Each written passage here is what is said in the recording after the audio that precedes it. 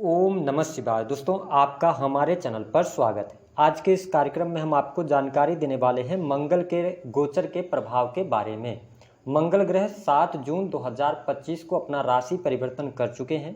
मंगल अपनी नीचस्थ राशि कर्क राशि से निकलकर और सूर्य की राशि सिंह राशि में प्रवेश कर चुके हैं, जो कि 28 जुलाई 2025 तक सिंह राशि में ही गोचर करेंगे।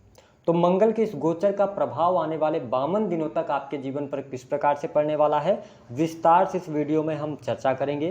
देखिए, सिंह राशि की जब हम बात करते हैं तो ऑलरेडी उसमें केतु का गोचर हो रहा है, और जैसे ही मंगल यहाँ पर पहुँचे हैं तो मंगल केतु की युति सिंह राशि में बनी है।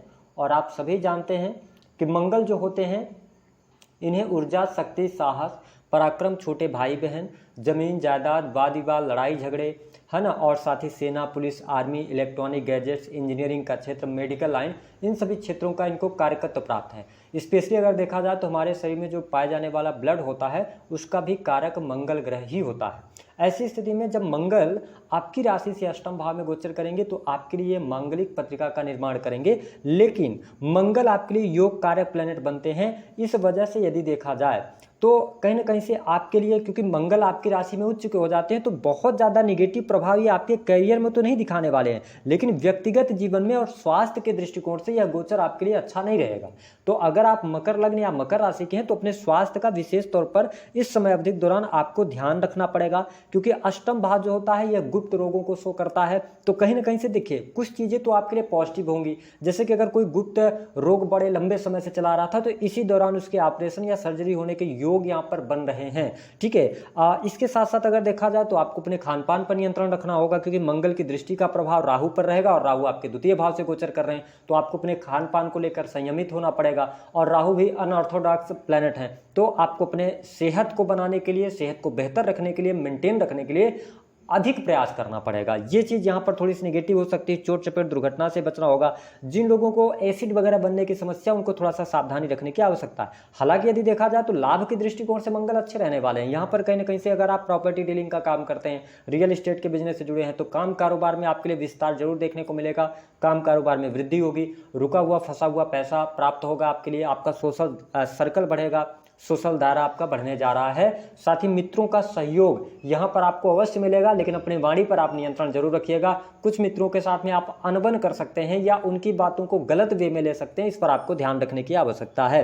हालांकि इसी समय अवधि के दौरान मंगल आपके चतुर्थ के स्वामी होकर अष्टम से गोचर करेंगे, और साथ ही लाभ भाव के स्वामी होकर अष्टम से गोचर कर रहे हैं। तो ऐसे लोग जो कि जमीन से जुड़ा हुआ कार्य कर रहे हैं, माइनिंग का कार्य करते हैं, या किसी भी प्रकार से इलेक्ट्रिकल इलेक्ट्रॉनिक्स के क्षेत्र से जुड़े हैं, जो कि मैन्युफैक्चरिंग यूनिट से जुड़ा हुआ है, यह समय आपके लिए अप्रत्याशित लाभ देने का कार्य करेगा। अब देखिए, मंगल की जो 7वीं दृष्टि का प्रभाव रहने वाला है वह आपके द्वितीय भाव पर रहेगा, और राहु ऑलरेडी वहां पर गोचर कर रहे हैं। तो ऐसी स्थिति में मकर राशि वालों, बैंक बैलेंस को अपने बहुत ज्यादा संयमित करना पड़ेगा आपको। विशेष तौर पर आप किसी को पैसा दे रहे हैं, ठीक है, या आप कोई OTP वगैरह दे रहे हैं, तो बहुत सोच समझकर आपको आगे बढ़ना होगा, अन्यथा आपके साथ में कोई चीटिंग अथवा धोखा होने के योग बनते हैं। हालांकि आपकी वाणी समय अवधि के दौरान आपके कार्यों को बना सकती है और आपके कार्यों को बिगाड़ सकती है। तो डिपेंड ये करता है कि आपकी वाणी कैसे रहेगी, क्योंकि राहु जब सेकंड हाउस से गोचर करता है और मंगल जैसे ग्रह की स्थिति बनती है, तो देखिए आपको ये लग रहा होगा कि राहु सेकंड हाउस में तो ये बहुत ज्यादा बैड लैंग्वेज देते हैं। ऐसा नहीं है,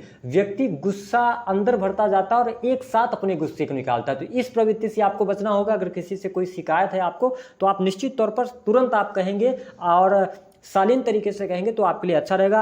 हालांकि जो लोग sales, media, marketing, creative field के अंदर कार्यरत हैं, उनके लिए यह समय अच्छा रहने वाला है, आपको लाभ देखने को मिलेगा।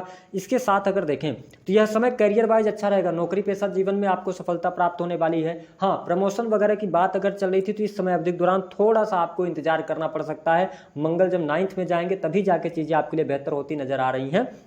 लेकिन ओवरऑल अगर देखा जाए तो आपके सुख साधन के लिए अच्छा है। दाम्पत्य जीवन पर आपको ध्यान रखना पड़ेगा मकर राशि वालों।